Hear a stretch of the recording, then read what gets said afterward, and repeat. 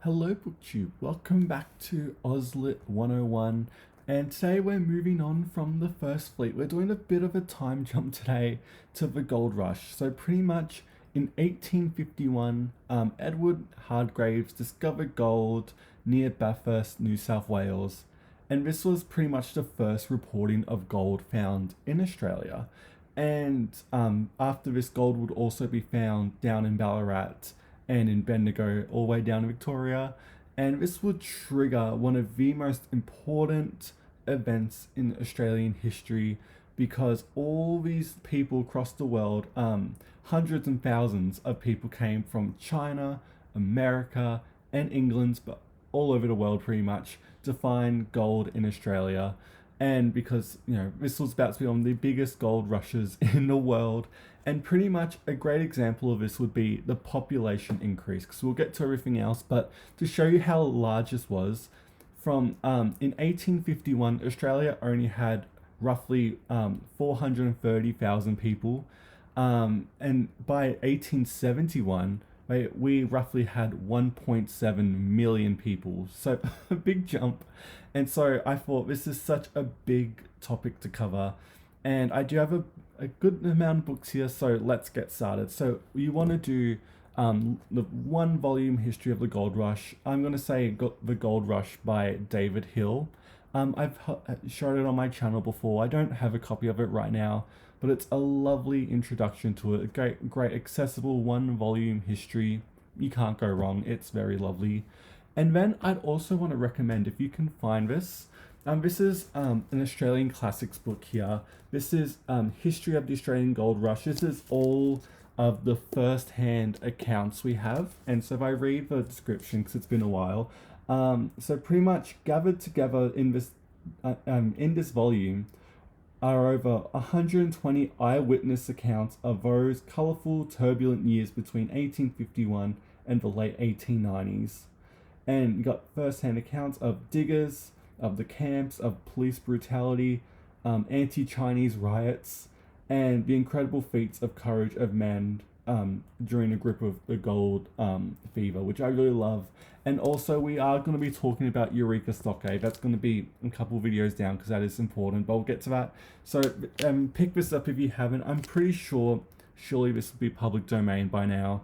But it's lovely to read the first-hand accounts and just get a feel for what it was like to live in tents and, try to have families during that time period too. It's very interesting. And again, if you're going to do, this is like the only first-hand account book I can find physically, and it's got a lovely cover too. You got the fields, and it's got a nice wraparound to the back, which I always thought was really pretty.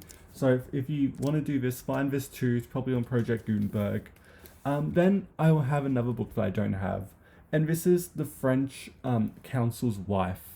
And this is about, I can't say her name because I can't speak Persian, but she was a Persian lady. She was a circus performer and dancer, and she moved to Melbourne, and she was she was very scandalized and all that. And she arrived in 1854, the wife of the French consul, and her memoirs, like another great first-hand account of, she only spent like 2.5 years in Victoria during the gold rush, but I still think it's really worth reading. Again, if you can find a copy, it's probably still in print.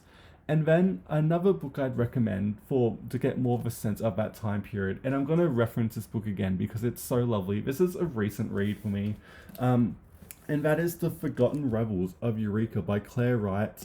Don't worry, we'll get to the Eureka Stockade, but this does an amazing job, especially in the first half, to set the scene for the goldfields in Victoria. A lot of personal stories woven into, and what I like about Claire is she gives a lot of interesting reasons to why people move to Australia outside of just gold, in terms of being more progressive, and also for a lot of people a new chance at life, especially coming from miserable, cold, stone England, all the way to the nice countryside of Australia. I think Claire does a lovely job at bringing using a lot of first-hand accounts as well, but also just her lovely writing really sets the scene for the Eureka stockade, which we'll get to again. But very interesting, especially the first half when she just talks more about the perception of the gold rush at the time and what it was actually like to live in Victoria. I found really interesting as well and really worth a recommend. But we'll see that book in a couple videos. And then the last book I'd really want to recommend is Boom by Michael Knox. I don't have a copy of this. Isn't as focused on the gold rush as I kind of want it to be for this list, but it does a great job at talking about the actual economic impact. It's a bit more heavy. If you like economics, you'd probably like this, but it shows how mining in particular will grow to be the biggest produce in Australia, and also how it's shaped the country politically.